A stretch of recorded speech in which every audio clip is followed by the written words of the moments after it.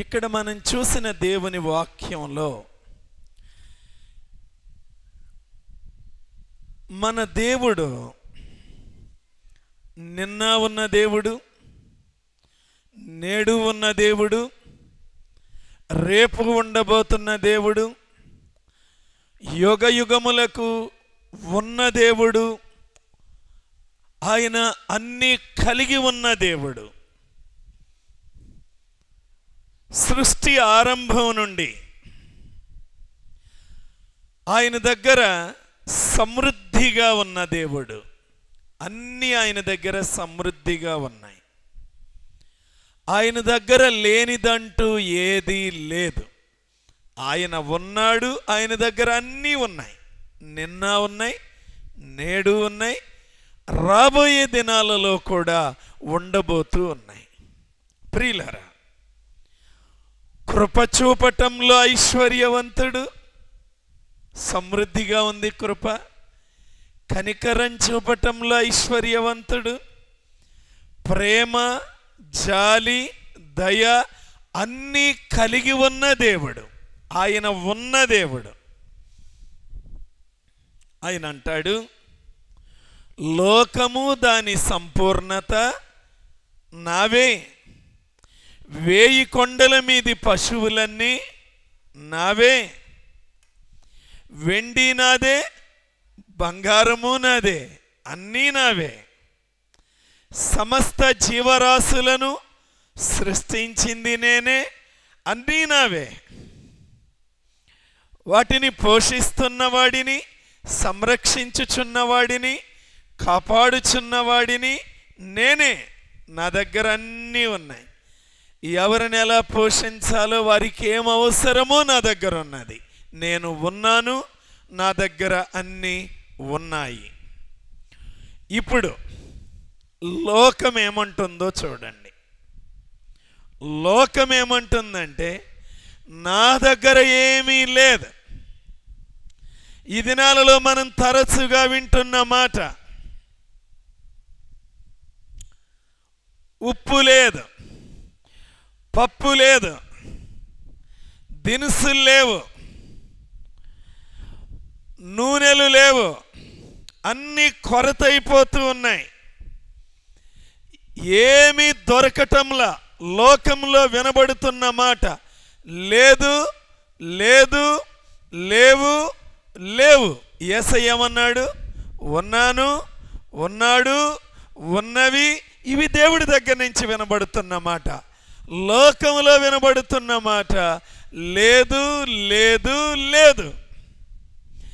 ఏం చూసినా లేవు, అన్నీ కరువైపోయినాయి. బిడ్డలకు కాలేజెస్లో సీట్స్ లేవు. మంచి చదువులు చదువుకున్న వారికి ఉద్యోగములు లేవు. లోకమంటున్న మాట లేదు. నీ సమస్యలు తీరే మార్గం లేదు. నీ అప్పు బాధ కష్టములు తీరే మార్గం లేదు. లోకమంటున్న మాట తీరం. చాలామంది బాధల్లో ఉన్నారు, చాలామంది ఇబ్బందుల్లో ఉన్నారు, ఈ ఆర్థిక సమస్యల్లో ఉన్నారు, ఈ కష్టాల్లో ఉన్నారు. ఇవి తీర్చబడవు, ఇది సాధ్యం కాదు. కాబట్టి దీనికి మార్గమే లేదు అంటుంది. కుటుంబాలు ఏమంటున్నాయి? లోకమన్న మాటలు విన్నాం. కుటుంబాలు ఏమంటున్నాయి?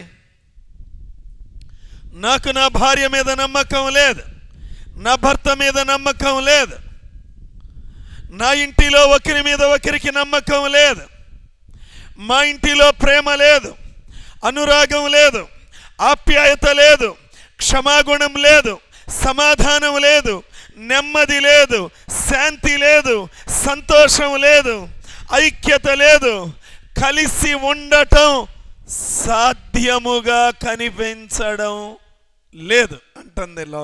కుటుంబాలు కుటుంబాలను కదిలిస్తే కుటుంబాలు కూడా లేవు, లేదు, లేదు. ప్రభుత్వాలు అంటున్నాయి,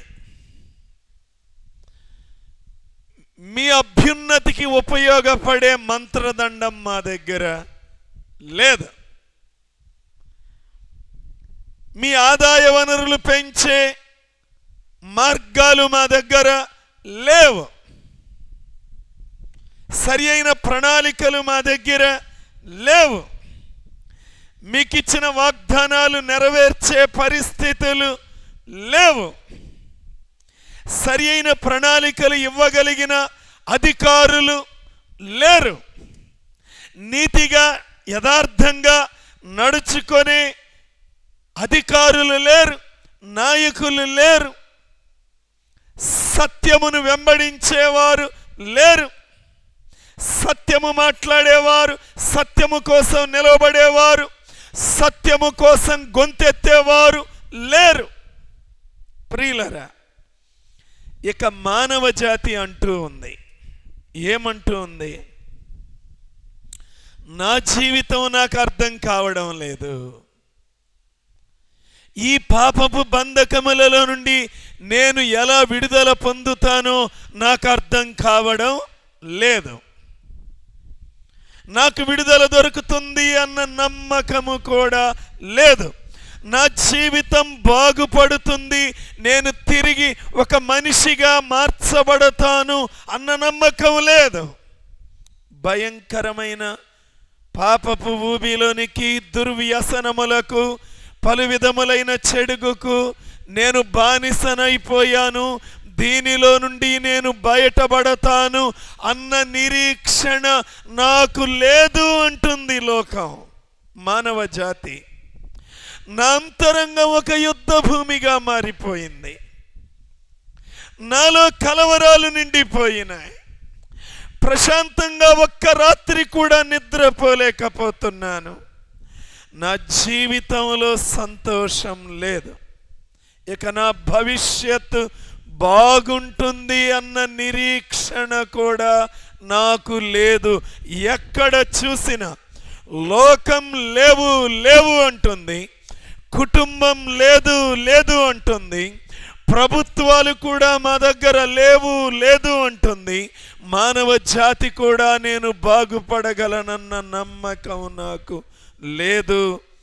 నేను తిరిగి అభివృద్ధి చెందుతాను, తిరిగి ఒక మంచి వ్యక్తిత్వం సంపాదించుకుంటాను అన్న నిరీక్షణ, నా భవిష్యత్తు బాగుంటుంది అన్న ఒక నమ్మిక నాకు లేదు అని ప్రతి ఒక్కరూ అనుకుంటున్న మాట.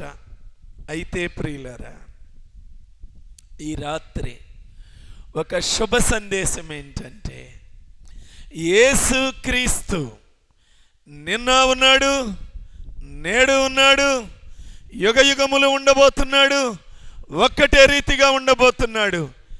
నిన్న ఆయన కలిగిని నిన్నటి వారికి ఇచ్చాడు. ఆదాము మొదలుకొని, అబ్రహాము మొదలుకొని, హానోకు మొదలుకొని, నోవహు మొదలుకొని, ఇస్సాకు మొదలుకొని, యాకోబు మొదలుకొని ఆయన భక్తులందరికీ కావలసినవి ఇచ్చుకుంటూ వచ్చాడు. నేడు కూడా ఇస్తూ ఉన్నాడు. భవిష్యత్తులో కూడా ఆయన దగ్గర ఉన్నవన్నీ ఇవ్వబోతూ ఉన్నాడు. ప్రియులరా, ఆయన మూలంగా సమస్తం కలిగినాయి, ఆయన దగ్గర అన్నీ ఉన్నాయి.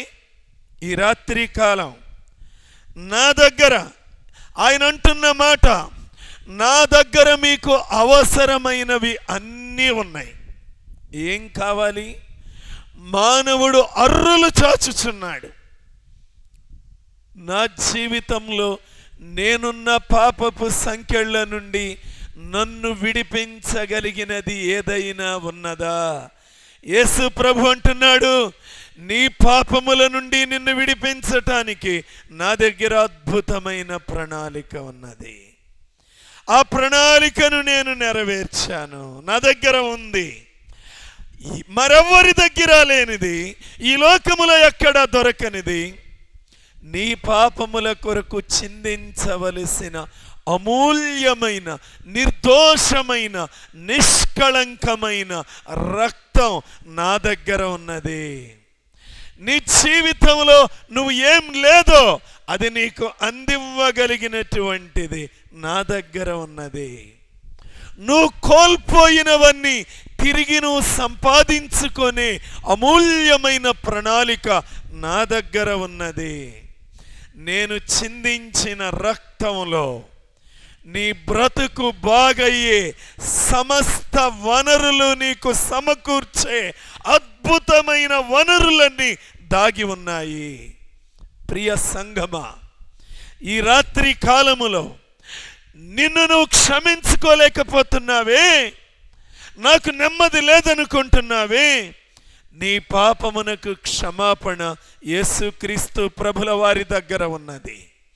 ఆయన కార్చిన రక్తము ద్వారా నీ కొరకు అద్భుతమైన రక్షణ ప్రణాళిక నీ పక్షముగా దేవుడు ఏర్పాటు చేసిన ప్రణాళిక నీ దగ్గర ఉన్నది, ఆయన దగ్గర ఉన్నది.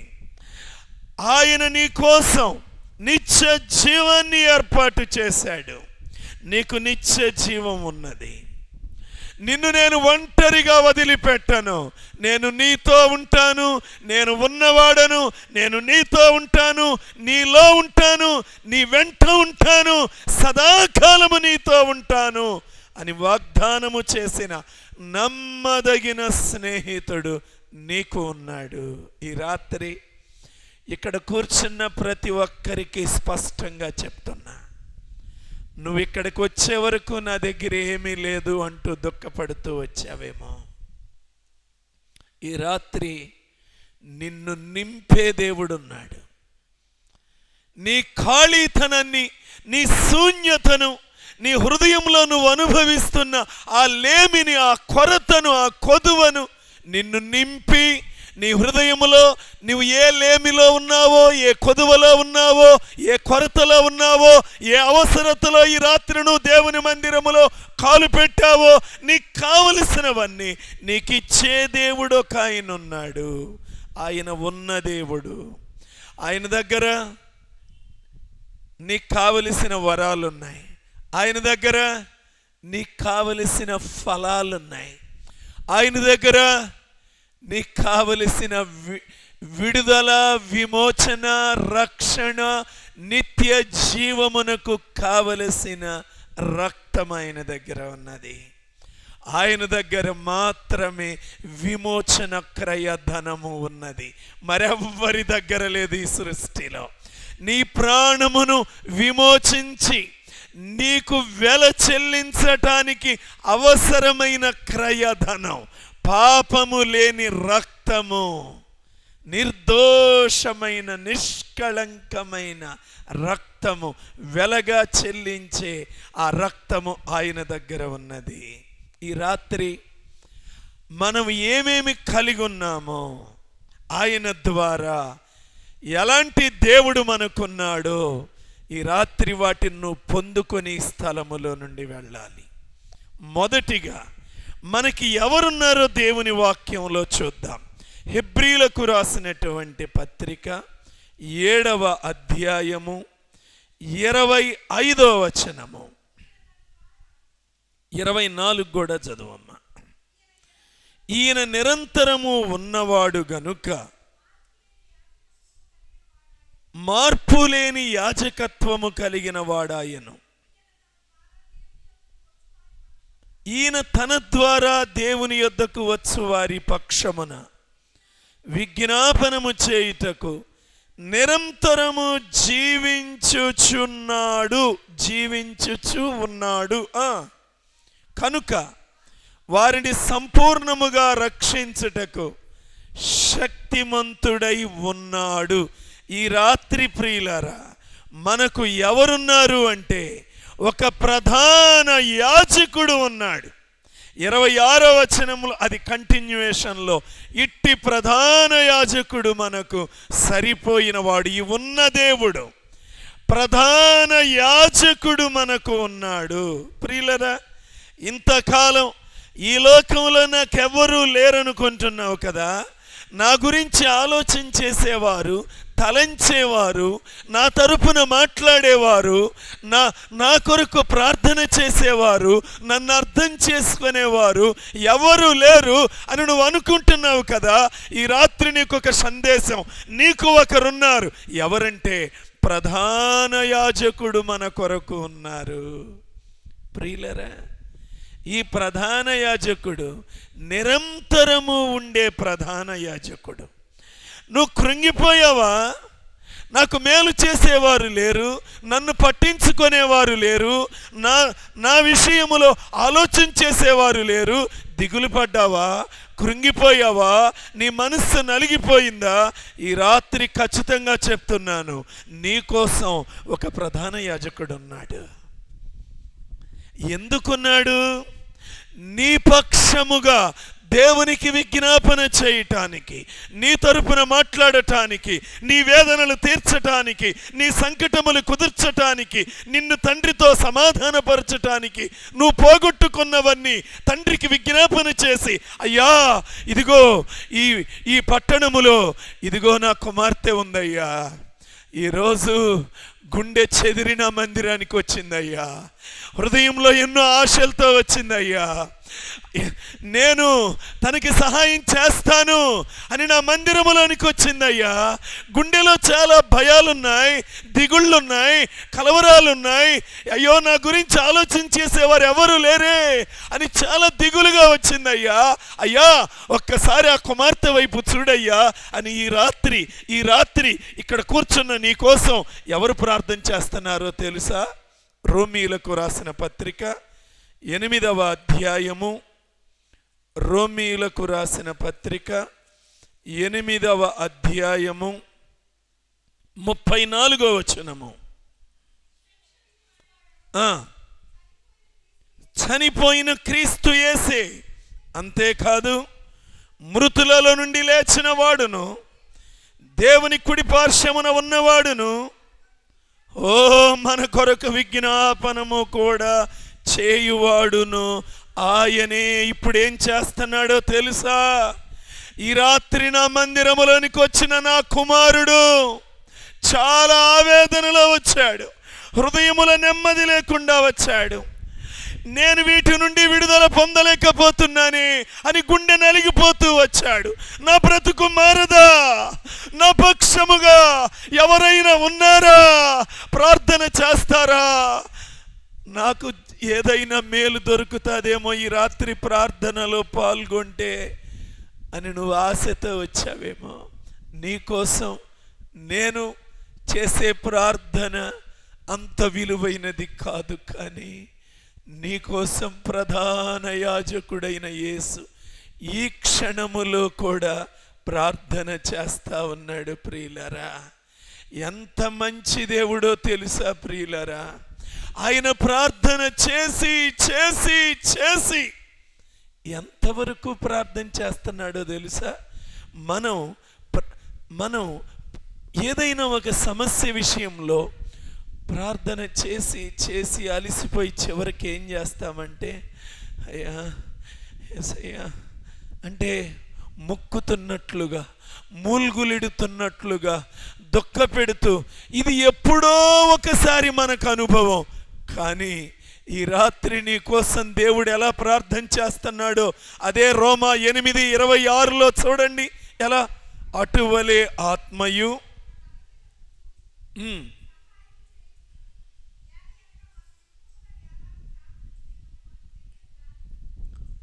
ఉచ్చరింప శక్యము కాని మూలుగులతో ఆ ఆత్మ తానే మన పక్షముగా విజ్ఞాపనము చేయుచున్నాడు.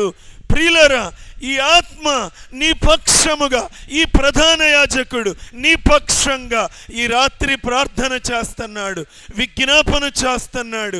నీ జీవితాన్ని మార్చమని, నీ గుండెలో ఉన్న వేదనను తుడిచివేయమని, నీ పక్షముగా ఒక భరోసా ఇవ్వమని, నీ పక్షముగా ఆయన మూల్గులిడుతూ ప్రార్థన చేస్తున్నాడు. ప్రియులరా, నీకున్నదో లేదో ఆ అనుభవం నాకు తెలియదు, కానీ ఎప్పుడైనా ప్రార్థన చేసి చేసి చేసి అలసిపోయి మూల్గులిడుతూ ప్రార్థన చేసిన అనుభవం ఇక్కడ ఎంతమందికి ఉందో నాకు తెలియదు, కానీ ఈ రాత్రి ఆ ప్రధాన యాజకుడు నీ కోసం ఏమని, అయ్యా ఇదిగో ఈ బిడ్డలను క్షమించయ్యా, వీరు చేసిన దోషమును నా దోషముగా భావించి వీరిని క్షమించయ్యా అని ఒక ప్రధాన యాజకుడు నీ పక్షముగా విజ్ఞాపన చేసే దేవుడు నీకు ఉన్నాడు.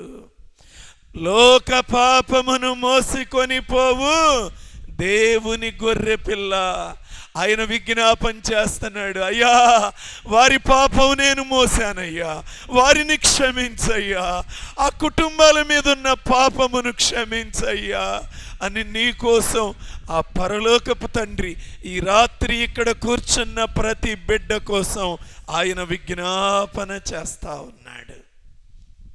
రెండవ అంశముగా మనకి ఏమున్నదో చూడండి. హెబ్రీలకు రాసిన పత్రిక మొదటిగా ప్రధాన యాజకుడు ఉన్నాడు.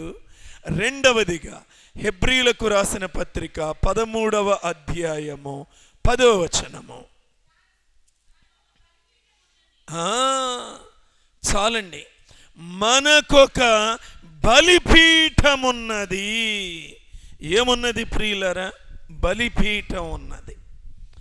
పాత నిబంధన కాలంలో ప్రియులరా, భక్తులు దేవుడిని కలుసుకోవటానికి, దేవుని దగ్గరకు వెళ్ళటానికి వాళ్ళు ఏం చేసేవారంటే బలిపీఠం మీద ఒక బలిని అర్పించేవారు. బలిని అర్పించి అప్పుడు ప్రభువు దగ్గరికి వెళ్ళేవారు. ఆ బలి యొక్క సువాసనను దేవుడు ఆఘ్రాణించి హేబేలును అదే విధంగా అంగీకరించాడు. కయ్యూను హేబేలు అర్పణలు తీసుకొని వెళ్ళారు. అంటే ఈ బలిపీఠము మీద వీరేం చేస్తారు అంటే అర్పణలు అర్పించేవారు. హేబేలు కూడా బలిపీఠము మీద ఒక గొర్రె పిల్లను అర్పించాడు. దేవుణ్ణి సమీపించాలంటే ఏదో ఒకటి బలి అర్పించేవారు. మీరు చూడండి, అబ్రహాము కూడా పాత నిబంధన కాలంలో బలిపీఠము కట్టి ఆ బలిపీఠము మీద వధించినటువంటి దానిని ఆ బలిపీఠము మీద పెట్టి అప్పుడు దేవునికి ప్రార్థన చేసేవాడు. అంటే దేవుణ్ణి సమీపించాలి అంటే పాత నిబంధన కాలంలో బలిపీఠము మీద బలులు అర్పిస్తూ ఉండేవారు. ప్రియులారా, రాజులు కూడా ఏం చేసేవాళ్ళంటే యుద్ధానికి వెళ్ళబోయే ముందు ఆ బలిపీఠాలు కట్టి ఆ బలిపీఠాల మీద బలులు అర్పించేవారు. ప్రియులారా, మోషే కూడా అందుకోసమే ఏం చేశాడు? ప్రత్యక్ష గుడారమును కట్టినప్పుడు ఆ ఆవరణములో బలిపీఠాన్ని ఏర్పాటు చేశాడు. సొలొమోను కూడా దేవుని మందిరాన్ని కట్టినప్పుడు దానిని ప్రతిష్ఠ చేసే సమయంలో బలిపీఠము కట్టి విస్తారమైన బలులు అర్పించాడు. అప్పుడు దేవుని మహిమ దేవాలయము మీదకి దిగి వచ్చింది. ప్రియులారా, అపొస్తలుడైన పౌలు గారు కూడా ఇక్కడ ఏమంటున్నాడు అంటే మనకు ఒక బలిపీఠం ఉన్నది. ప్రియులారా, ఏంటి ఆ బలిపీఠం? పౌలు గారు అంటున్న బలిపీఠం ఏంటి? ఎక్కడుంది ఇది? ఈ బలిపీఠం ఎక్కడుందంటే కల్వరి గిరి మీద ఉన్నది. గొల్గొతా కొండ మీద, ఆ కల్వరి గిరి మీద ఈ బలిపీఠం ఉన్నది. ఏంటి అక్కడ ఏం జరిగింది? యేసు క్రీస్తు ప్రభువారు ప్రాయశ్చిత్త బలిగా ఒక బలిపీఠము మీద వధించబడినారు. ఏంటి? యేసయ్య ప్రాణము పెట్టిన ఆ సిలువే మన బలిపీఠం. ప్రియులారా, మన కొరకు దేవుడు ప్రాయశ్చిత్త బలిగా అర్పించినటువంటి ఆ కల్వరి సిలువే నీకు నాకు బలిపీఠం. ఈ రోజున వెనుక రోజుల్లో పాపం చేసిన ప్రతి ఒక్కడు దేవుని దగ్గరికి వెళ్ళాలి అంటే బలి అర్పించాలి. కానీ ఈ రోజున ప్రియులరా, ఆ సిలువ బలిపీఠము మీద వధించబడినాడే లోక పాపమును మోసుకొని పోయిన దేవుని గొర్రెపిల్ల. ఆ గొర్రెపిల్ల ఆయనే సిలువ బలిపీఠం మీదకి ఎక్కాడు. ఆ సిలువ బలిపీఠం మీదకి ఎక్కి ఇక నీకు నాకు ఎలాంటి శుభప్రదమైన నిరీక్షణ తీసుకొచ్చాడో తెలుసా? మరి ఎక్కడ ఎవ్వరికి దొరకనటువంటి నిరీక్షణ. ప్రియులరా, బబులోను దేశంలో నెబుకద్నెజర్ రాజు కూడా తన దేవతకు చాలా గొప్ప దేవాలయాన్ని కట్టాడు. అక్కడ చాలామంది పూజారులు ఉన్నారు. అయితే అక్కడ వధించబడిన గొర్రెపిల్ల లేదు. ఆయన దేవాలయములో వధించబడిన గొర్రెపిల్ల లేదు. పాపములను కడిగే రక్తము లేదు. క్షమాపణ కొరకు చిందించబడిన రక్తము లేదు. ఆయన కట్టించిన ఆలయములో రక్షణ దొరకదు, నిత్య జీవం లేదు. కానీ ఈ రాత్రి సంఘమా, బైబిల్ చెప్తుంది మన కొరకు ఒక బలిపీఠం ఉన్నది. ఆ బలిపీఠమే సిలువ బలిపీఠం. అక్కడ మన కోసం బలి అయిన రక్షకుడు ఉన్నాడు. అక్కడకు నువ్వు వచ్చినప్పుడు నీ సమస్త పాపములను పరిశుద్ధపరిచే రక్తం అక్కడ ఉన్నది. ఈ రాత్రి నీ కోసం ఒక బలిపీఠం ఉన్నది. ఆ బలిపీఠం దగ్గరకు నువ్వు వస్తే, ఆ సిలువ బలిపీఠం దగ్గరకు వస్తే, ఆ బలిపీఠం దగ్గర నీ పాపముల కొరకు చిందించబడిన రక్తం, నీ పాపములన్నిటి నుండి నిన్ను పరిశుద్ధపరిచే అమూల్యమైన రక్తం అక్కడ ఉన్నది. ఆ సిలువ బలిపీఠం దగ్గరకు వస్తే నేరారోపణ చేసే నీ మనస్సాక్షి శుద్ధీకరింపబడిన మనస్సాక్షిగా మార్చే సిలువ బలిపీఠం ఉన్నది. పాపివైన నిన్ను పరిశుద్ధుడుగా మార్చే సిలువ బలిపీఠం ఉన్నది. పాపమును జుర్రుకు తాగుతున్న నిన్ను, అగ్నిగుండానికి లాక్కొని వెళుతున్న నిన్ను సిలువ బలిపీఠం దగ్గరకు వస్తే ఏం జరుగుతుందో తెలుసా? జీవజల ఓటలు తాగేటువంటి వ్యక్తిగా నిన్ను మార్చే సిలువ బలిపీఠం ఉన్నది. సాతాను కుమారుడుగా బ్రతుకుతున్న నిన్ను దేవుని కుమారుడుగా మార్చే సిలువ బలిపీఠం ఉన్నది. పాపి, దోషి, అన్యాయస్తుడు, అక్రమస్తుడు, మోసగాడు అని పిలిచే లోకము యొక్క శబ్దముల నుండి నిన్ను కడిగి శుద్ధీకరించి నీతిమంతుడు, సత్యవంతుడు, పరిశుద్ధుడు అని నిన్ను పరిశుద్ధుడుగా, నీతిమంతుడుగా మార్చే సిలువ బలిపీఠం ఉన్నది. ఈ రాత్రి నువ్వు ఎక్కడికి రావాలంటే నీ కోసం ఉన్న సిలువ బలిపీఠం దగ్గరకు రావాలి. ఇది మన కోసం ఉన్నది. మనకొక, పౌలు గారు అక్కడ అంటున్న మాట, మనకొక బలిపీఠం ఉన్నది.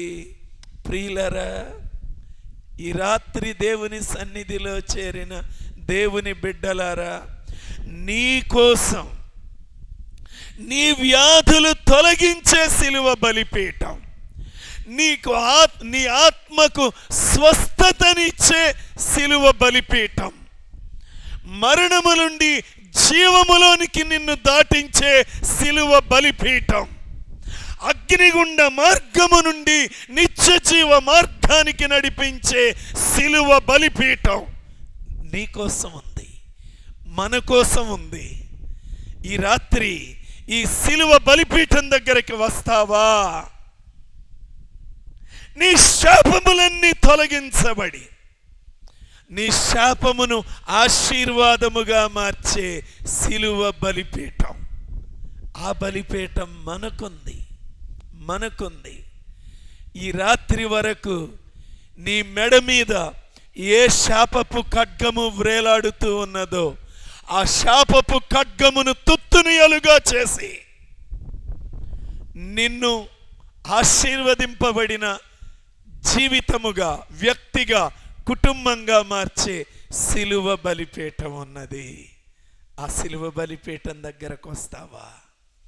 నీ పేరు మారుతుంది, నీ పట్టణం మారుతుంది, నీ పౌరస్థితి మారుతుంది, నీ జీవన శైలి మారుతుంది, నీ గుణశీలాలు మారుతాయి, నీ స్వభావం మారుతుంది.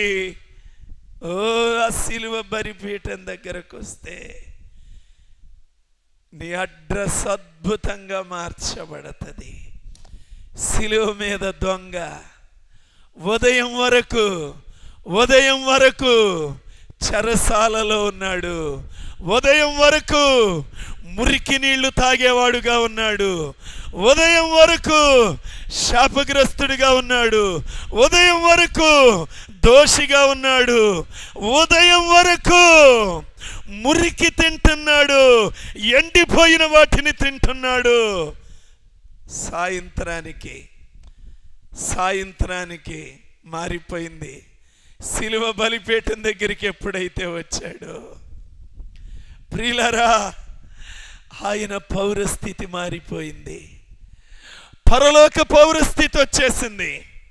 అగ్నిగుండ మార్గం నుండి సిలువ బలిపీఠం దగ్గరికి ఎప్పుడైతే వచ్చాడో పరలోకం పరదేశిగా మారిపోయాడు. ప్రియులారా, ఆయన పౌరస్థితి మారిపోయింది. ప్రియులారా, పొద్దున వరకు మురికి నీళ్లు తాగినవాడు జీవజలం తాగేవాడుగా మారిపోయాడు. పొద్దున వరకు ఎండిపోయిన మొక్కలు తిన్నవాడు సాయంత్రానికి పరలోకపు జీవపు మన్నా తినేవాడుగా మారిపోయాడు.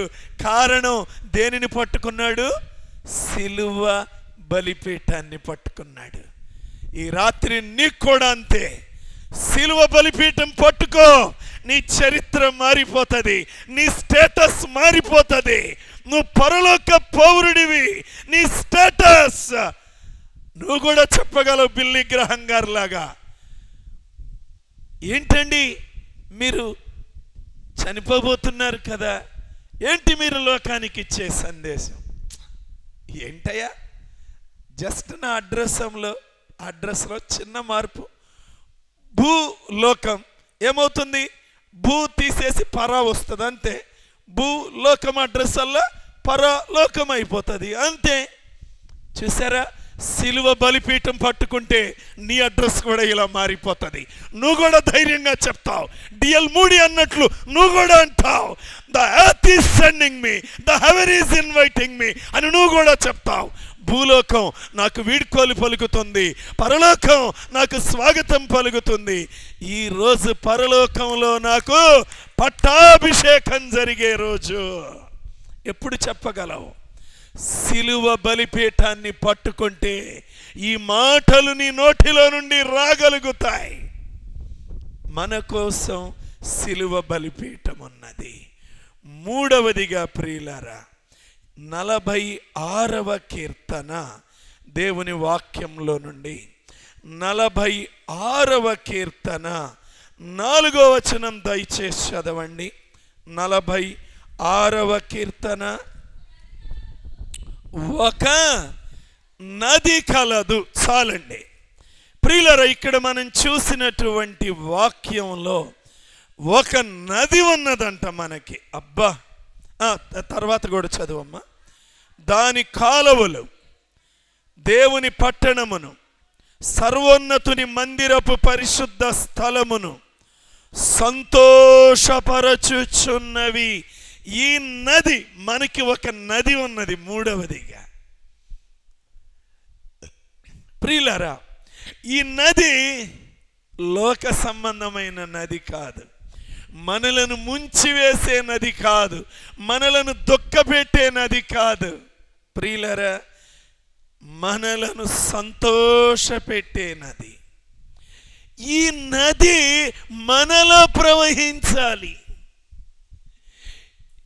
నాయందు విశ్వాసముంచు వాని కడుపులో నుండి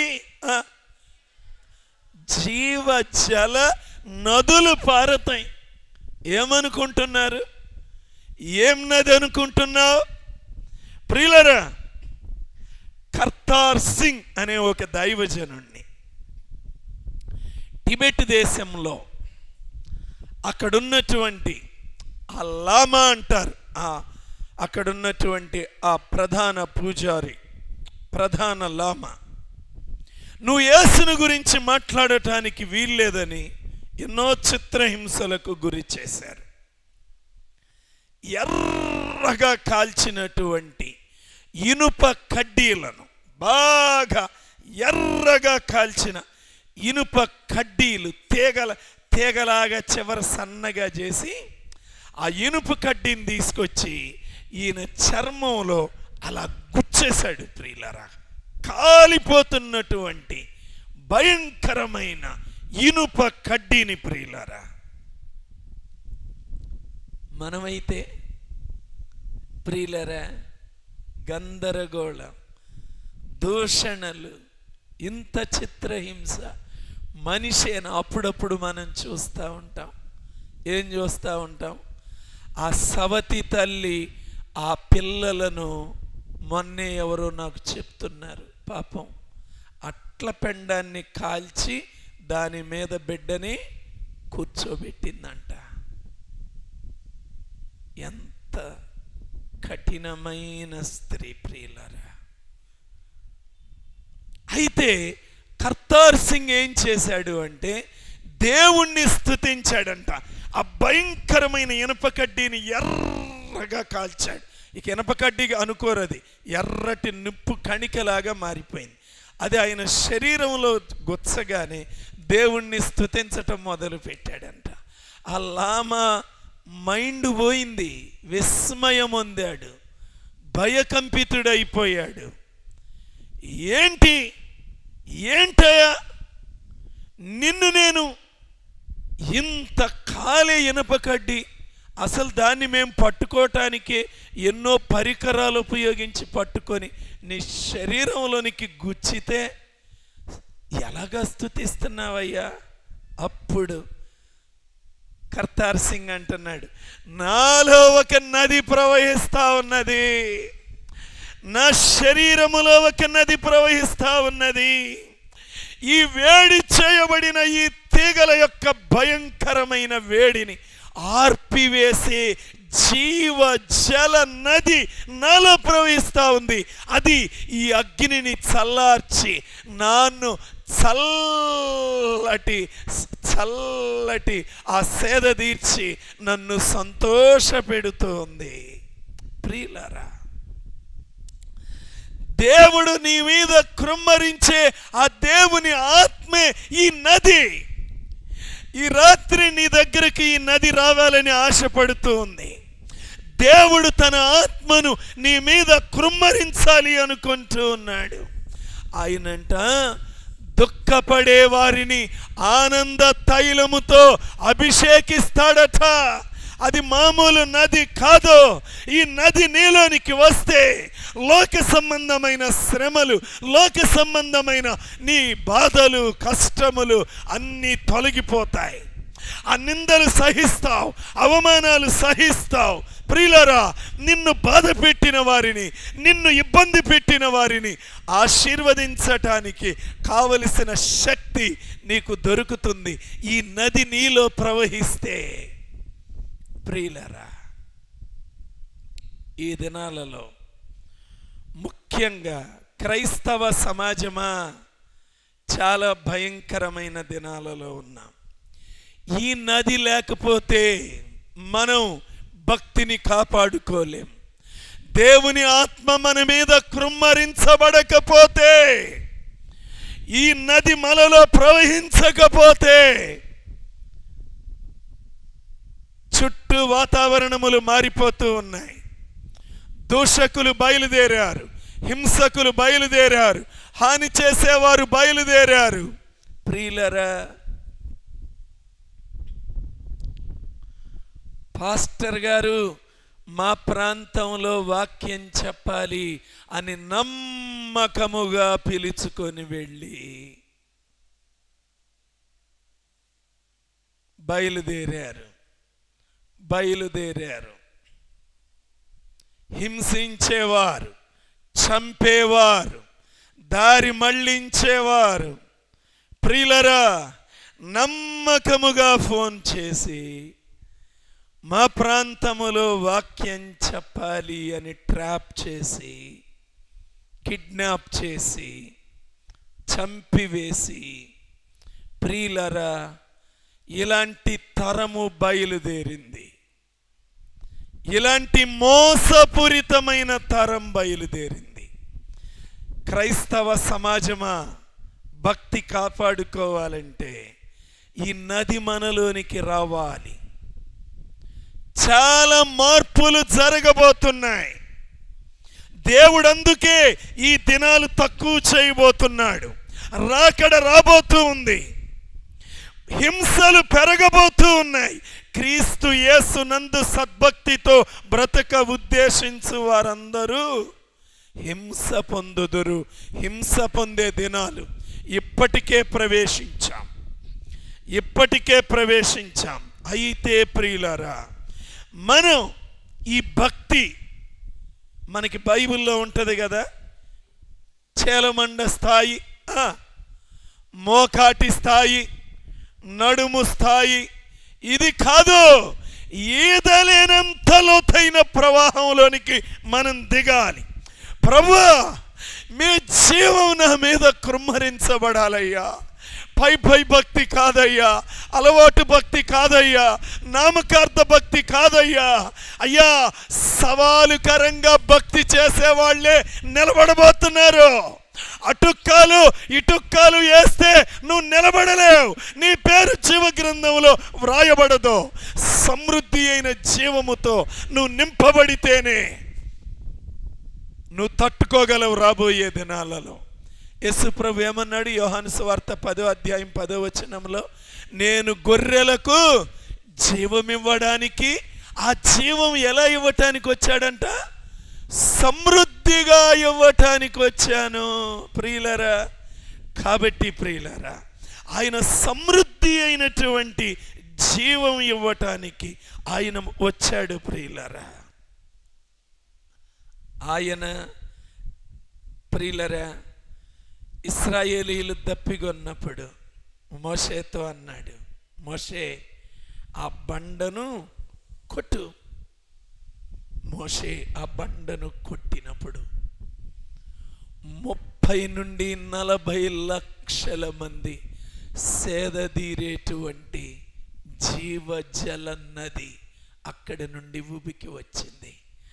ఆ బండ క్రీస్తే. ప్రియులరా, ఈ రోజు కూడా ఆ బండలో నుండి సమృద్ధి అయిన జీవజలం ప్రవహిస్తూ ఉంది. నువ్వు ఆ బండ దగ్గరికి రావాలి. యేసయ్యా, సమృద్ధి అయిన జీవముతో నన్ను నింపయ్యా. ఇంతకాలం నామకార్థ ప్రార్థన, 10 నిమిషాలు ప్రార్థన, పావుగంట ప్రార్థన, మ్యాక్సిమం అరగంట చేస్తే అలిసిపోతున్నానయ్యా. నాలోనికి నదీ ప్రవాహము వలె ఆ జీవపు ఊట ఎప్పుడొస్తుందయ్యా? ఈ ప్రార్థన సరిపోతుందా? ఈ వాక్యం సరిపోతుందా? ఈ లోబడటం సరిపోతుందా? ఈ విధేయత సరిపోతుందా? ఈ దీనత్వం సరిపోతుందా? లేదే, ఈ నది నాలోనికి రావాలంటే నేను ఇంకా లోతైన ప్రార్థన చేయాలి, లోతుగా పశ్చాత్తాపడాలి. నువ్వు ఎంత లోతుగా పశ్చాత్తాపడతావో, ఎంత లోతుగా త్రవ్వుకుంటావో, అంతగా ఈ జీవజల నది నీలో ప్రవహిస్తుంది. నీ ప్రాణమును నిమ్మళింపచేస్తుంది. ఓర్పు సంపాదించుకోగలుగుతావు, భక్తి జీవితాన్ని కాపాడుకోగలుగుతావు, క్షమించగలుగుతావు, సహించగలుగుతావు. ఈ ప్రవాహం సమృద్ధిగా లేకపోతే పైనే క్షమిస్తావు, చిన్న అయితే క్షమిస్తావు, కొంచెం గట్టిదైతే నువ్వు క్షమించలేవు, భక్తి కూడా కాపాడుకోలేవు. అందుకనే మన కోసం ఒక నదిని ఏర్పాటు చేశాడు. ఆ నదిలో నుండి ప్రవహిస్తున్న జీవజలం మనం తాగాలి. ప్రియులారా, 4వదిగా మనకి ఏమున్నది అంటే ప్రియులారా,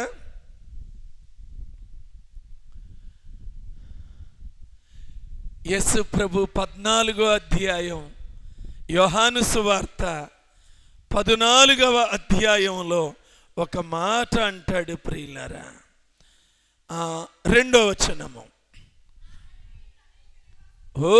ఏమున్నాయంట? అనేక నివాసములు కలవు, చెప్పుదును,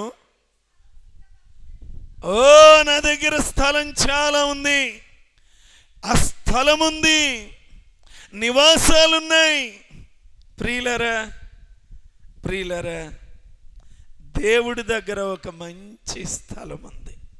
ఈ రాత్రి నీవు నేను దాగుకునే స్థలం ఒకటి ఉంది.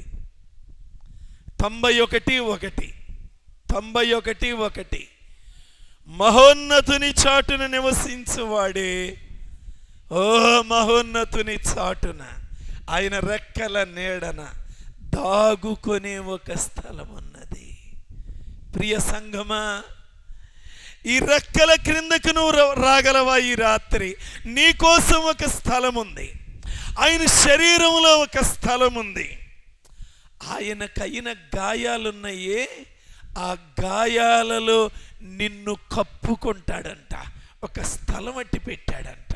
ఆయన బాహువులలో, ఆయన గాయములలో ఎంతమందినైనా చేర్చుకునే స్థలం ఆయన దగ్గర ఉంది.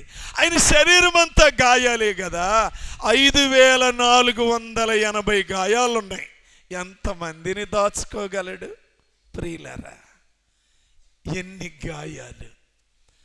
ఆ గాయములలో నీకోసం ఒక స్థలం ఏర్పాటు చేశాడు. ప్రియులారా, ఎవరన్నా నీకు ఒక గాయం ఉంటే ఆ గాయాన్ని కదిలిస్తే నువ్వు తట్టుకోగలవా? అమ్మో, ఆ నొప్పి, ఆ బాధ టచ్ చేస్తే ఊరుకో. దేవుడు అంటున్నాడు, నిన్ను నా గాయంలో పెట్టుకుంటా. అంటే మనల్ని కదిలిస్తే ఎవరిని కదిలించినట్లు? దేవుడి గాయాన్ని కదిలించినట్లు. ప్రియులారా, దేవుడు అంగీకరిస్తాడా? నీకు ఎలాంటి స్థలం సిద్ధపరిచాడో తెలుసా? ఆయన శరీరములో సురక్షితమైన స్థలం. ఆయన గాయములలో నిన్ను కప్పుతాడంట. ఆయన దగ్గర ఒక స్థలం ఉందంట.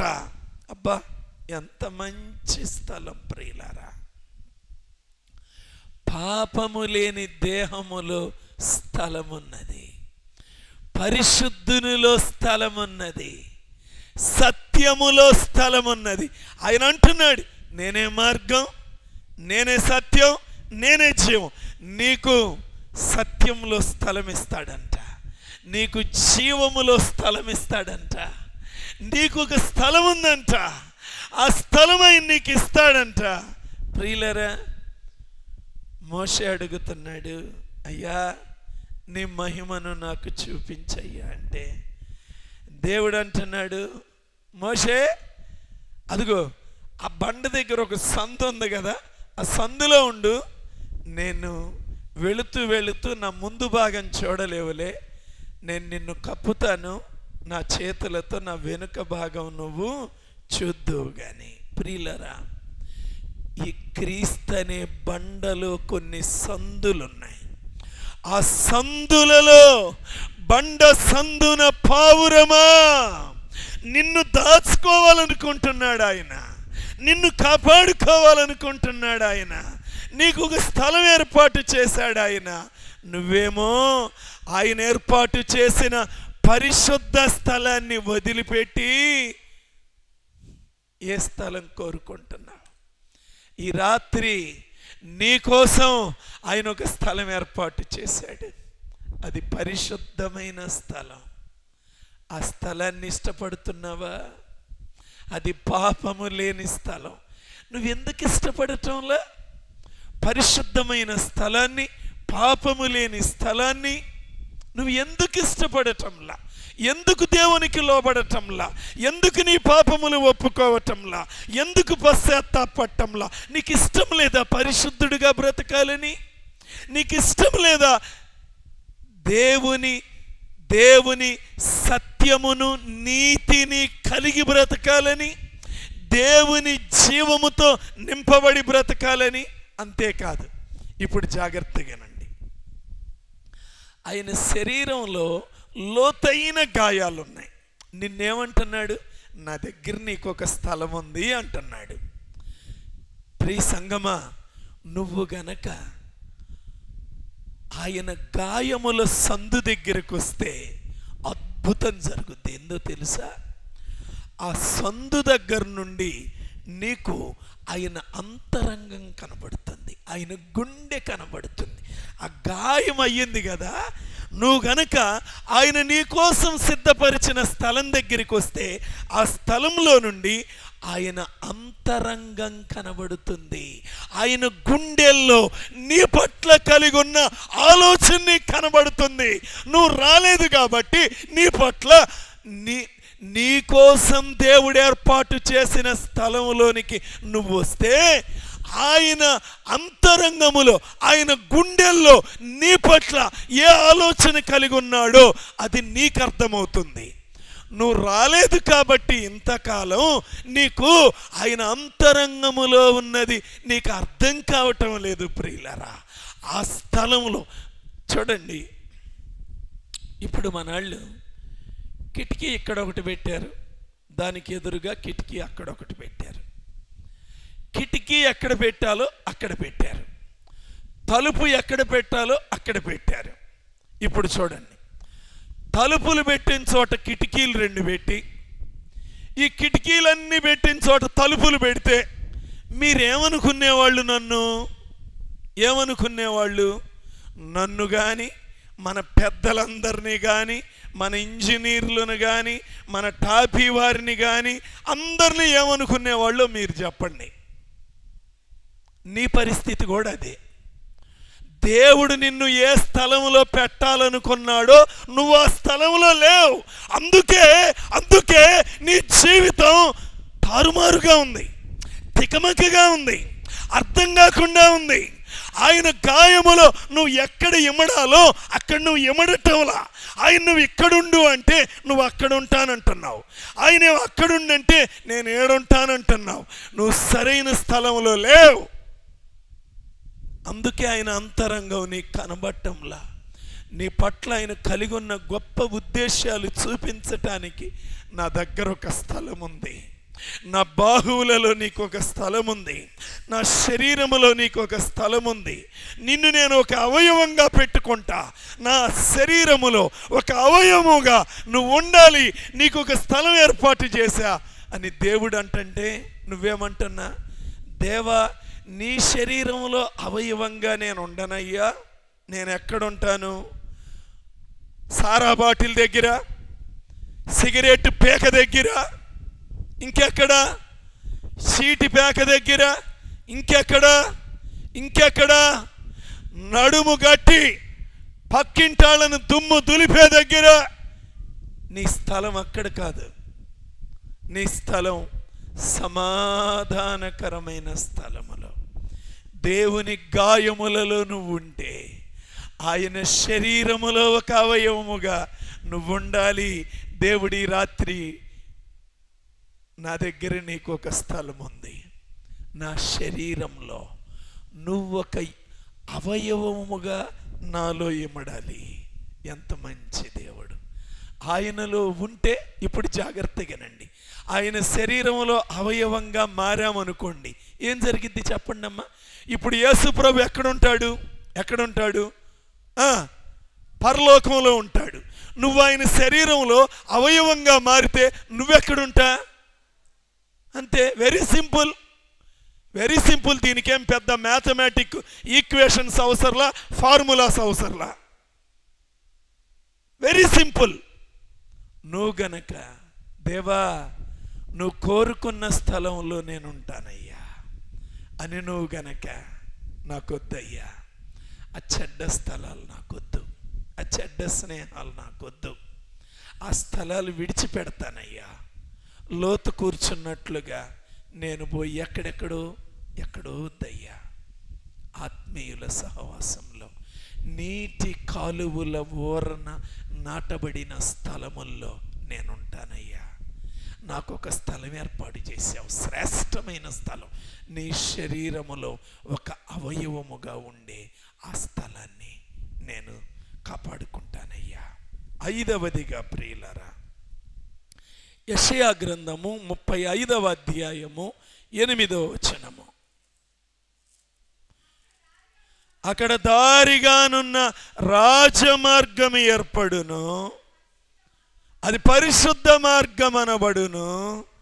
అది అపవిత్రులు పోకూడని మార్గము. చూడండి, మన కోసం ఒక మార్గం ఉందంట. అబ్బా, ఏం మార్గం? ఒకసారి చెప్పరా? నేనే మార్గమును. 14:6 మీ అందరికీ తెలుసు. 14:6 అంటే ఏందది? యోహాను సువార్త. ఏముంది అందులో? ప్రియులారా, నేనే మార్గమును. మనకు ఒక మార్గం ఉన్నది, మనకు ఒక శ్రేష్టమైన మార్గం ఉన్నది. ప్రియ సంగమా, దేవుడు యోబు గ్రంథంలో ఒక గొప్ప మాట రాయించాడు. అది కూడా చూడండి, 28:7. 28:7 యోబు గ్రంథం. ఆ త్రోవ ఏ క్రూర పక్షికైనను తెలియదు, డేగ కన్నులు దాని చూడలేదు, గర్వము గల క్రూర జంతువులు ఆ త్రోవను తొక్కలేదు, సింహము ఆ మార్గమున నడవలేదు. చూసారా? ఏ త్రోవో, ఏ మార్గమో, ఏ దారో క్రూర పక్షికైనా, ఏ క్రూర పక్షికైనా తెలియదు. ఏ డేగ కన్నులు దానిని చూడలేవు. గర్వము కలిగిన క్రూర జంతువులు ఏవి అందులో దాన్ని తొక్కలేవు. అంటే ఆ మార్గంలో కాలు పెట్టలేవు. ఏం మార్గం ఇది? ప్రియులారా, క్రూరముగా ఉండకూడదు. ప్రియులారా, ఈ మార్గము ప్రేమ కలిగిన మార్గం. ఈ మార్గము సమాధానకరమైన మార్గం. ఈ మార్గము క్షమించే మార్గం. మనం కూడా అట్టిదే కలిగి ఉండాలి. ప్రియులారా, మీకు 2 సంఘటనలు చెప్తాను. ఒక సమయంలో పాపం ఒక రాష్ట్రం నుండి ఇంకొక రాష్ట్రానికి భార్యాభర్తలు వచ్చి పని చేసుకుంటూ ఉన్నారు ఒక స్థలంలో. సరే, ఆ భర్త ఏదో తప్పు చేశాడు, చిన్న తప్పేదో చేశాడు. ఈ భర్తను అరెస్ట్ చేయటానికి ఒక క్రైస్తవ పోలీసు వచ్చాడు. అంటే దేవుణ్ణి ఎరిగిన పోలీసు ఒకడు వచ్చాడు. వస్తే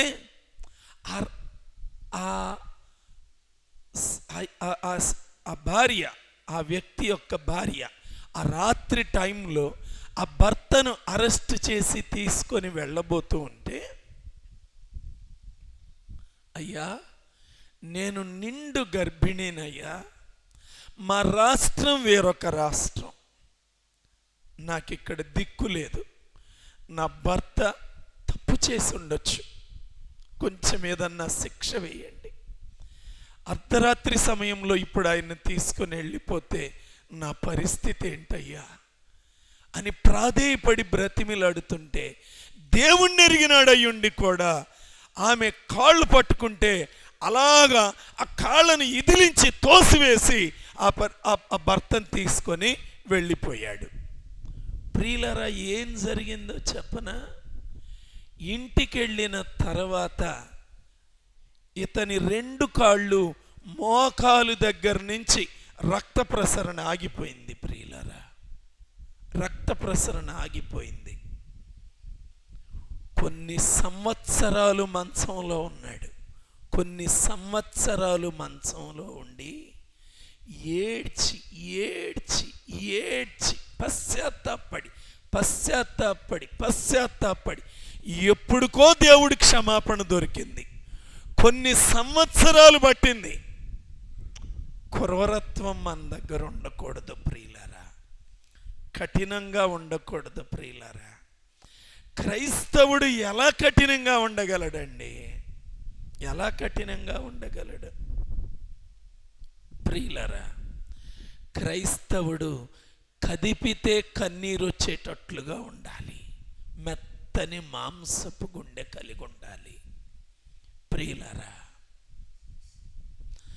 2వ సంఘటన చెప్తాను.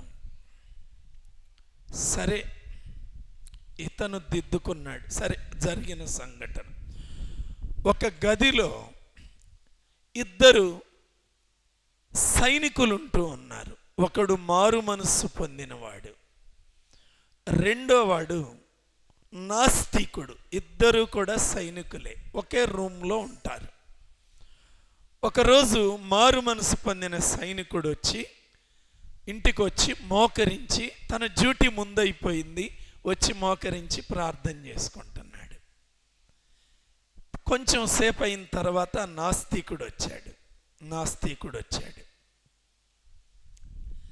ఇతను మోకరించి ప్రార్థన చేసుకుంటా ఉంటే ఏంటి గొడవని ఆ మంచం మీద కూర్చున్నాడు. అతడు మోకాళ్ళ మీద నిలువబడి ప్రార్థన చేస్తుంటే ఆ పరినిట్ల కాలుతో తన్నాడు. ప్రియులరా, వెనక్కి పడిపోయాడు, కళ్ళు తెరవలేదు, మళ్ళీ మోకరించాడు.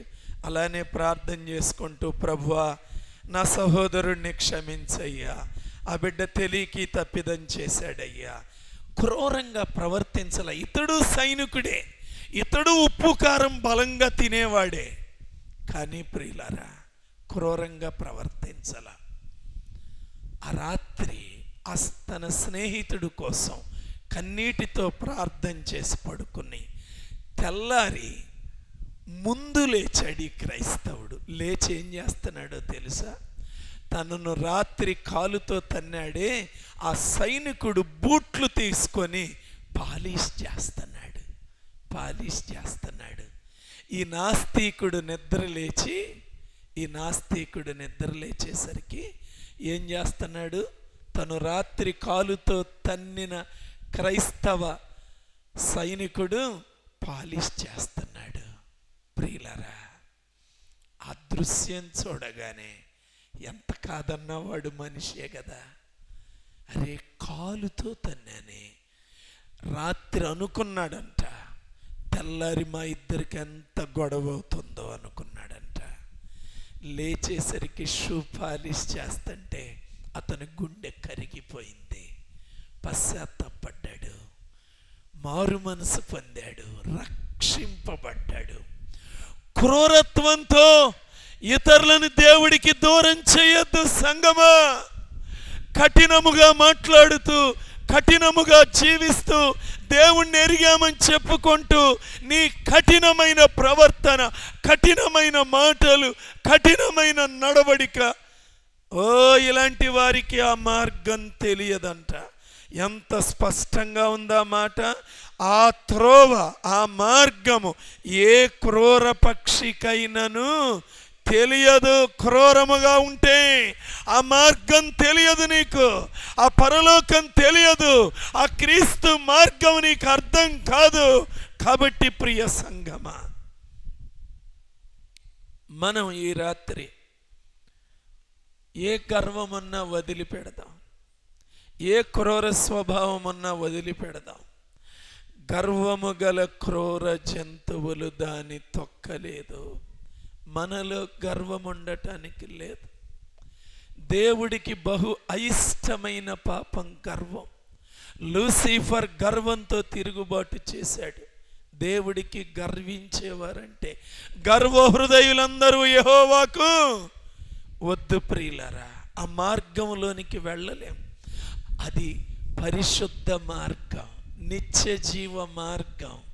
ఆ మార్గంలోనికి వెళ్ళాలి అంటే క్రూరత్వం ఉండకూడదు, క్రూరంగా ప్రవర్తించకూడదు.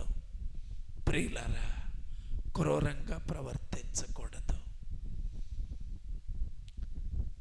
గర్వంగా ప్రవర్తించకూడదు. డేగ కన్నులు. ప్రియులారా, కఠినమైన దృష్టి, అపవిత్రమైన దృష్టి, దోచుకునే దృష్టి మనలో ఉండకూడదు. ప్రియులారా, మన దృష్టి సరిచేయబడాలి, మన దృష్టి సరిచేయబడాలి, మన కఠినత్వం సరిచేయబడాలి, మనలో ఉన్న గర్వము తొలగించబడాలి. బబులోనును ఈ మహాపట్టణము నా బలాధికారము, నా ప్రభావ ఘనత నేను కట్టించినది కాదా అన్నాడు. పశువులాగా గడ్డి మేశాడు. గర్వము మనలో ఉన్నప్పుడు ఆ మార్గంలోనికి వెళ్ళలేం. పరలోక మార్గం అంటే శాంతియుతమైన మార్గం, సమాధానము కోరుకునే వారు వెళ్ళే మార్గం, క్షమించే హృదయం కలిగిన వారు వెళ్ళే మార్గం, నీతిమంతులు వెళ్ళే మార్గం, గొర్రెపిల్ల రక్తంలో కడుగబడిన వారు వెళ్ళే మార్గం. ఈ మార్గాన్ని ఆయన ఏర్పాటు చేశాడు ప్రియులారా. ఆ మార్గం ఉన్నది. విమానాలు నడిపే వారికి ఈ మార్గం కనబడదు ప్రియులారా. వాళ్ళు ఏదో ఆకాశానికి ఎక్కిపోతున్నారు కాబట్టి వాళ్ళకి ఈ మార్గం కనబడుతుందేమో అని అనుకోబాకండి ప్రియులారా. మొన్నటిదాకా ఒక ఆమె రాకెట్లో వెళ్ళి అక్కడ ఉండొచ్చింది 9 మాసాలు. ఎవరామె? సునీతా విలియమ్స్ గారు. అమ్మా, నువ్వు రాకెట్లో వెళ్ళావు కదా చంద్రమండలానికి, ఆ మార్గం ఏమన్నా కనబడిందా అంటే, లేదయ్యా, ఎంత ఎత్తెక్కినా నాకు కనబడలేదయ్యా. నువ్వు ఎక్కడికి వెళ్ళవసరలా, నీ ఇంటిలో మోకాళ్ళు వంచి, అయ్యా నాలో ఎక్కడైనా కఠినమైన మనస్సు, కఠినమైన హృదయము, కఠినమైన స్వభావము నాలో ఉందా? నాలో డేగ కన్నులు ఏమైనా ఉన్నాయా? పట్టి పట్టి ఇతరులను చూసే కన్నులు, డేగ కన్నులు పట్టి పట్టి చూస్తాయి.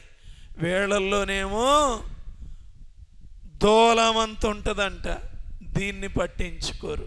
ఎదుటి వాళ్ళల్లో ఎంత ఉంటుంది? నలుసు. అది డేగ కన్నులు, పరిసయ్యుల మనస్సు. మనలను మన హృదయం అర్థం చేసుకొనియదు ప్రియులరా. ఈ మార్గము పరిశుద్ధులు ఎగిరి వెళ్ళే మార్గము. ఈ మార్గము ఆ మధ్యాకాశములో దేవుడు కడబూర ఊదినప్పుడు నువ్వు ఎత్తబడే మార్గము. మధ్యాకాశంలో 7 సంవత్సరాలు విందులో పెండ్లి కుమారుడి దగ్గరకు నిన్ను తీసుకొని వెళ్ళే మార్గము. రెప్పపాటులో ఈ మార్గంలో గుండా నువ్వు ప్రయాణించవలసిన మార్గము. ప్రియులరా, ఈ మార్గములో వెళ్ళేటప్పుడు క్షయత అక్షయతను ధరించుకునే విధముగా మరణము మృంగివేయబడుతుంది. అలాంటి మార్గము గుండా ఏలియా సుడిగాలితో అగ్ని రథములలో కొనిపోబడిన మార్గము.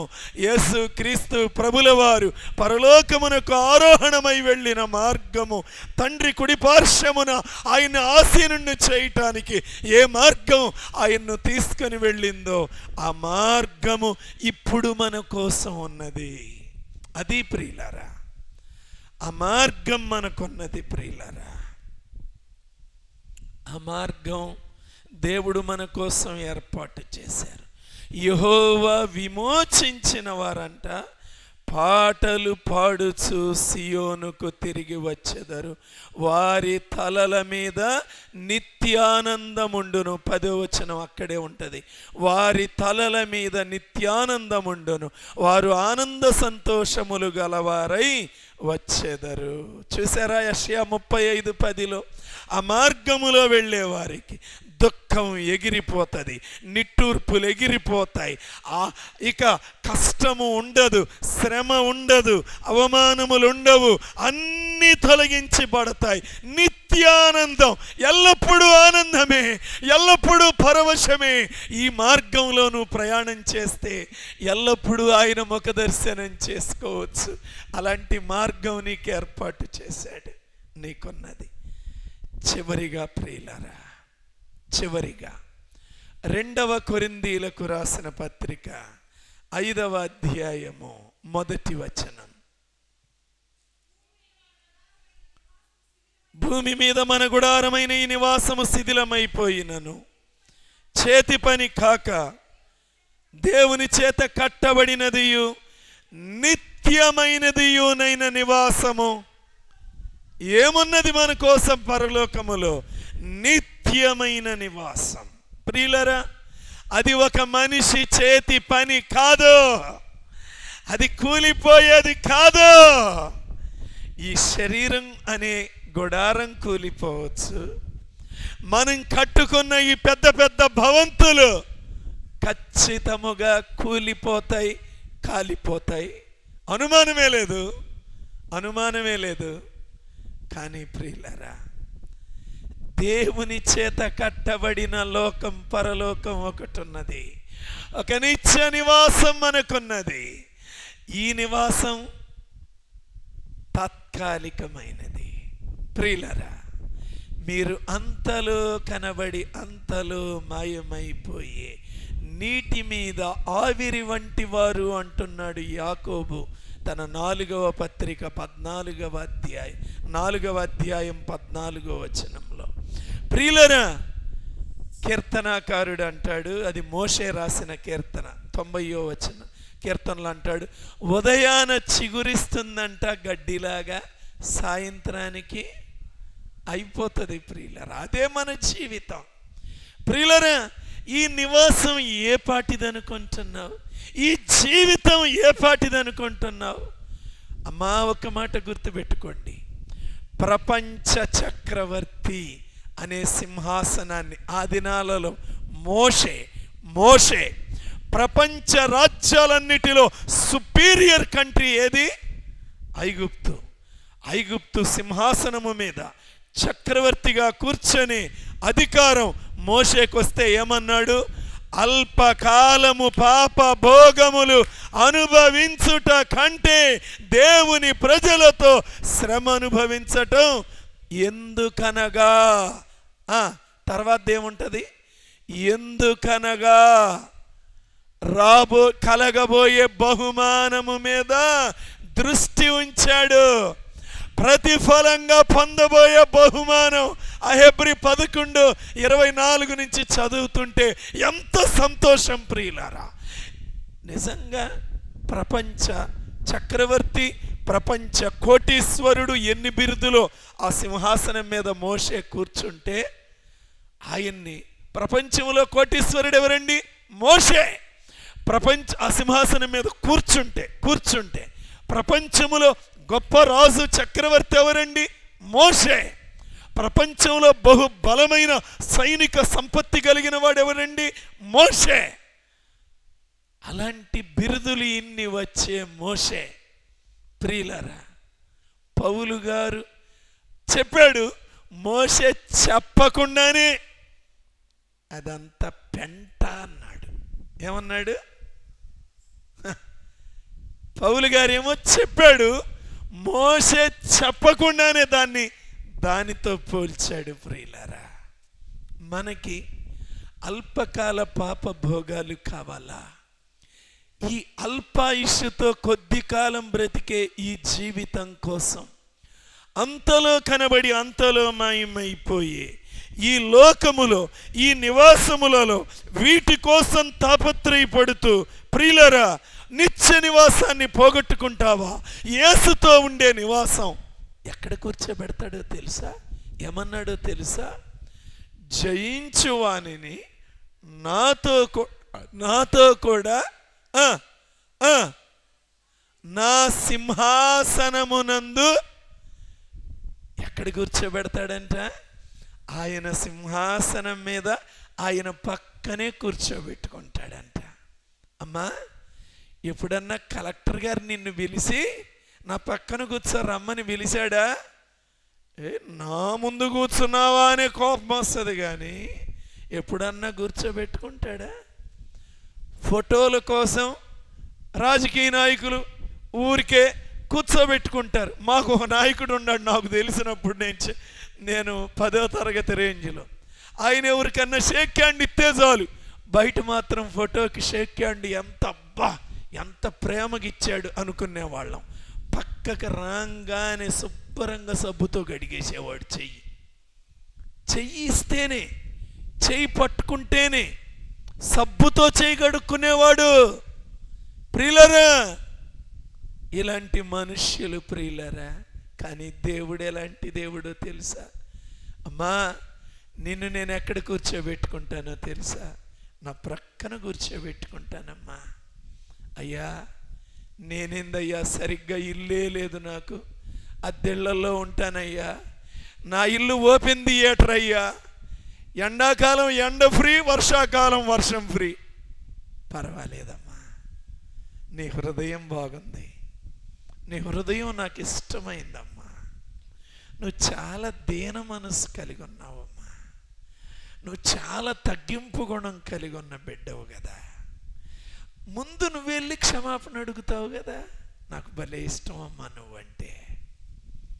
వాళ్ళు తప్పు చేసావని ఎప్పుడు అనవమ్మా, నువ్వు తప్పు నాదే అంటావమ్మా.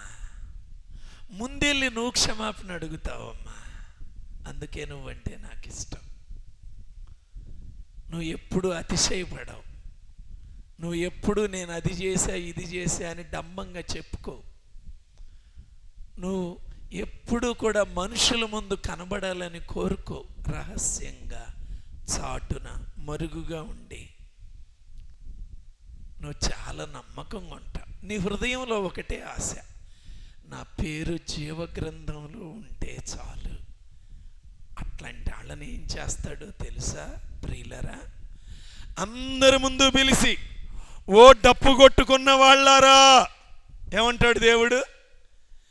దేవుని కోసం ఇంత చేసి డప్పు కొట్టుకున్న వాళ్ళలారా, నేను అది చేశా, నేను ఇది చేశా, నేను అది చేశా, ఇది చేశా, ఇది చేశా, అది చేశా, ఆ వాచి నేనే ఇచ్చా, గడియారం నేనే ఇచ్చా, కుర్చీ నేనే ఇచ్చా, ఆ మందిరంలో ఆ బండ నేనే వేయించా, ఇలాగ డప్పు కొట్టుకునే వాళ్ళలారా,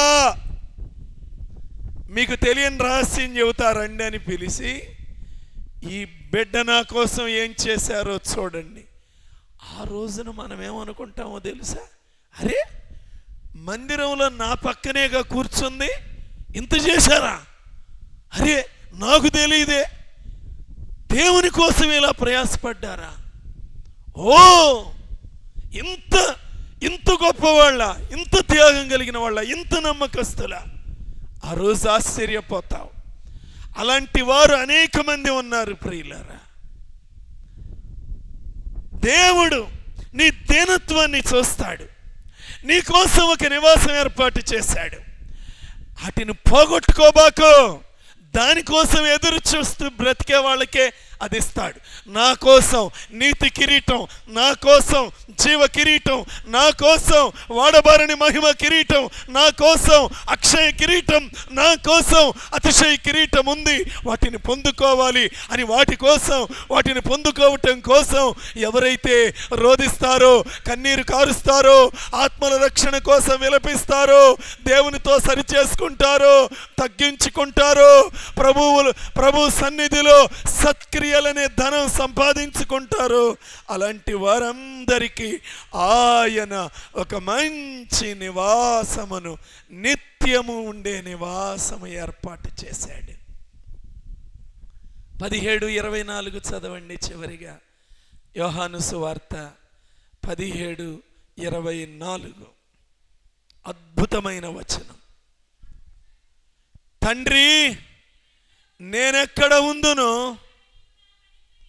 అక్కడ నీవు నాకు అనుగ్రహించిన వారును నాతో కూడా ఉండవలెననియు, నీవు నాకు అనుగ్రహించిన మహిమను వారు చూడవలెనని కోరుచున్నాను. ఏమండి, చూడండి ప్రార్థన. తండ్రి, నేనెక్కడ ఉందునో అక్కడ నీవు నాకు అనుగ్రహించిన వారును. యేసు ప్రభు చేస్తున్న ప్రార్థన అద్భుతమైన ప్రార్థన. నేను ఏ నివాసములో ఉంటానో అక్కడ నాతో కూడా ఉండాలని నీవు నాకు అనుగ్రహించిన వారందరూ కూడా నాతో కూడా ఉండవలెనని, నేనుండే నివాసములో ఉండవలెనని. ప్రియులరా, ఎక్కడ ఉండాలంట నువ్వు నేను? ఆయన ఉండే నివాసములో. ఆయన ప్రార్థన ఎంత అద్భుతం. నేనెక్కడుంటానో అక్కడ నువ్వు అనుగ్రహించిన వారు, మారు మనసు పొందిన వారు, జీవితమును సెట్రైట్ చేసుకున్నవారు, లెక్క సరి చూసుకున్నవారు, నా రక్తములో దినదినం కడగబడిన వారు, ఏ రోజుకా రోజు ఎక్కడైనా మాటలో, చూపులో, తలంపులో, ఊహలో, నడవడికలో ఎక్కడైనా తప్పిపోయానా, తొలగిపోయానా అని ఏ రోజుకా రోజు పరీక్ష చేసుకున్నవారు అందరూ కూడా వాళ్ళంట.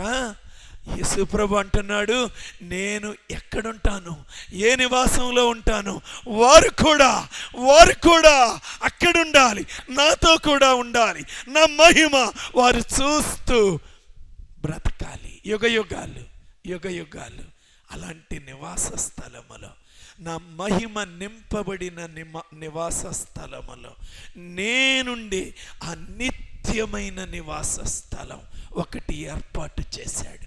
ఒకటి కలిగి ఉన్నాం, అది పోగొట్టుకోవద్దు. అమ్మా, ఈ లోకంలో నీకు ఇల్లు లేదని దిగులు పడుతున్నావేమో. బ్రతికినంత కాలం నేను ఎప్పుడు అనుకునేవాడిని, నాకు ఊహ తెలిసిన దగ్గర నుండి ప్రియులరా, నేను ఇక్కడికి వచ్చే వరకు, అంటే సహజంగా సొంత ఇంటి అంతకుముందల్లా మేమున్న ఇల్లు కూడా భయంకరంగా, ఆ ఇంటిలో బకెట్లు బకెట్లు నీళ్లు వర్షం కురుస్తూ ఉండేది. ఇంట్లో నా భార్య బిడ్డల్ని పక్క గదిలో పడుకోబెట్టి ఆ నీళ్లు పడే స్థలములో ఇల్లంతా ప్రవహిస్తాయి అని ఎప్పటికప్పుడు బయట పోసుకుంటూ ఏడ్చుకుంటూ ఉండేవాడిని అంతరంగంలో. కనీసం వాళ్ళు కాసేపు ప్రశాంతంగా పడుకొని కొంచెం ఒక గది కూడా లేదు ప్రభువా.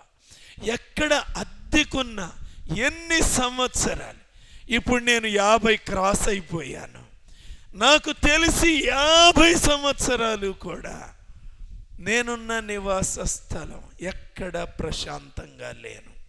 అద్దెకున్న స్థలాలలో కూడా ఎప్పుడు టెన్షన్ టెన్షన్. ప్రార్థన చేసుకుంటే ఇంట్లో నుంచి ఎక్కడ బయటికి వినపడుతుందో, అన్యాయంగా మన మీద దానిని దుష్ప్రచారాలు చేస్తూ హౌస్ ఓనర్స్కి మాకు ఒక్కరోజు ఒక్క నిమిషం వినబడిన ప్రార్థనను అసలు రాత్రులు నిద్ర లేకుండా చేస్తున్నారని అక్కడికి నా గదిలోకి వెళ్ళి తలుపులు వేసుకొని 2 తలుపులేసి లోపలెక్కడో ప్రార్థన చేసుకుంటున్నా కూడా భయం అంతరంగంలో. ఏం కంప్లైంట్ చేస్తారో, ఇల్లు ఖాళీ చేసి ఇంకో చోటుకి వెళ్ళాలంటే ఈ సామాగ్రులు మార్చుకోవటం, ఆమెకి దుమ్ము సరిపడదు, మూలన పడుతుంది. ఎంత బాధ. నువ్వు కూడా ఇలానే దుఃఖపడుతున్నావేమో, నీ హృదయంలో కన్నీరుందేమో. కానీ నేను ఖచ్చితంగా ఒక మాట చెప్పనా, నీకు ఒక నివాస స్థలం ఉంది. అది యుగ యుగాలు దేవునితో ఉండే నివాస స్థలం. నిన్న ఉన్న దేవుడు, నేడు ఉన్న దేవుడు, యుగ యుగాలు ఉండబోతున్న దేవుడు మన కోసం ఈరోజు కూడా విజ్ఞాపన చేయుచున్న ఆ ప్రధాన యాజకుడు ప్రియులరా, మన కోసం ఆయన ఒక బలిపీఠం, సిలువ బలిపీఠం ఏర్పాటు చేశాడు. ఒక నది ప్రవహిస్తూ ఉంది, గొర్రెపిల్ల రక్తం ప్రవహిస్తూ ఉంది. మనల్ని పరిశుద్ధులుగా చేస్తుంది, మన పక్షంగా ప్రార్థన చేస్తుంది. మనలను ఆయన శరీరములో ఒక అవయవంగా చేసుకొని ఒక స్థలాన్ని తనలో ఇస్తుంది. ప్రియులరా, ఇంత గొప్ప కృపను నువ్వు పోగొట్టుకోకుండా ఈ రాత్రి దేవుడిచ్చిన ఈ కృపను సద్వినియోగం చేసుకుంటావా? నాకున్నావయ్యా, నేను పోగొట్టుకొని వద్దయ్యా. ఈరోజు ఏమీ లేకుండా వచ్చానయ్యా, కానీ ఇన్ని నా కోసం ఉంచావు కదా ప్రభువా, వీటన్నిటినీ పొందుకొని కలిగి నేను వెళ్ళాలయ్యా అని ప్రార్థన చేద్దామా? ప్రార్థన చేసుకుందాం, దయచేసి ప్రార్థన చేసుకుందాం. ప్రార్థనలోనికి వెళదాం.